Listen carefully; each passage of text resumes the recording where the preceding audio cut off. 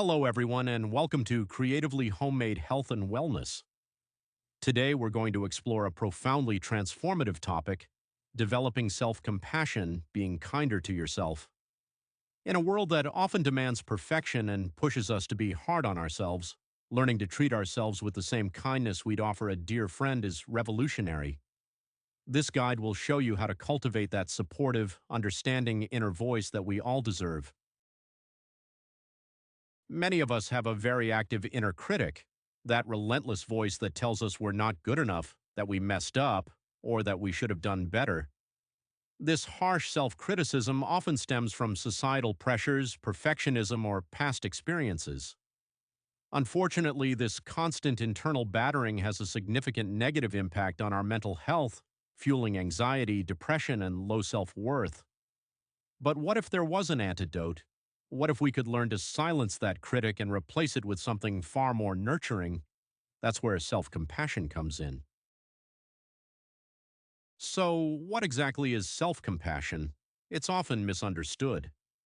Self-compassion means treating yourself with the same kindness, care, and understanding you would offer a dear friend when you're facing difficulties, experiencing pain, or feeling inadequate.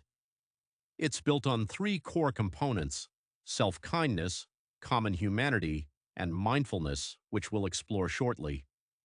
Crucially, self-compassion is not self-pity. It's an active, engaged response to suffering, not wallowing in it. And it's not self-indulgence. It's about what genuinely supports your long-term well-being, not just instant gratification. It's about being a supportive ally to yourself. It's vital to distinguish self-compassion from self-esteem. Self-esteem often relies on external evaluations, feeling good about ourselves because we're special, successful, or better than others. It's contingent and can fluctuate wildly with our performance. This constant need to feel superior can lead to comparison and even aggression towards others. Self-compassion, however, offers unconditional self-worth, embracing us even when we fail or feel inadequate. It's a stable, consistent source of kindness. This fundamental difference means self-compassion naturally fosters resilience and genuine growth, allowing us to learn from mistakes without crushing ourselves in the process. The benefits of cultivating self-compassion for our mental health are profound. Research consistently shows it leads to reduced anxiety, depression, and stress levels. It significantly increases our resilience and coping abilities when facing life's challenges. People who practice self-compassion report greater life satisfaction and happiness, along with a deeper sense of self-worth and self-acceptance. This inner shift also translates to improved relationships with others as we become more compassionate outwards. And perhaps surprisingly, self-compassion provides a far more powerful and sustainable motivation to change, not from self-criticism, but from a genuine place of care and desire for well-being. Let's dive into the core practices. The first is mindful self-kindness. This practice has two crucial steps. Step one is mindfulness. This means actively acknowledging your suffering, pain, or difficulty without judgment. Just notice it. Step two is self-kindness. Instead of falling into criticism, offer yourself warmth and understanding. You can use common phrases like, "This is a moment of suffering," or "May I be kind to myself," or "May I give myself the compassion I need." Combining this with a physical gesture, like placing a hand gently over your heart or giving yourself a soft hug, can amplify the feeling of comfort.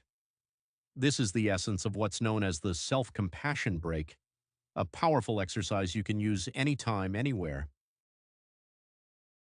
The second core component in practice is recognizing our common humanity. When we suffer or feel inadequate, our inner critic often tells us we're alone, that we're uniquely flawed. This leads to profound isolation. Common humanity counters this by reminding us that suffering, imperfection, and making mistakes are all part of the shared human experience. Billions of people throughout history have felt what you're feeling right now. By acknowledging this is what it feels like to be human, we move from a place of isolation to one of connection. This dramatically reduces shame and self-blame, reminding us that we are part of something larger, not an anomaly. Our inner dialogue shapes our reality. That's why self-talk exercises are so powerful. First, identify the voice of your inner critic. What exactly does it say? Write it down if you need to. Then imagine how a wise, compassionate friend would respond to you in that exact situation. What words of comfort, understanding, or encouragement would they offer? Now reframe your self-talk by consciously replacing those harsh, critical words with the gentle, supportive words your compassionate friend would use. Another powerful exercise is to write a self-compassion letter to yourself from the perspective of someone who deeply cares about you. You can also use journaling prompts like, "What do I truly need right now?" or "How can I best support myself through this?" Self-compassion isn't just for crises, it's a practice for everyday life.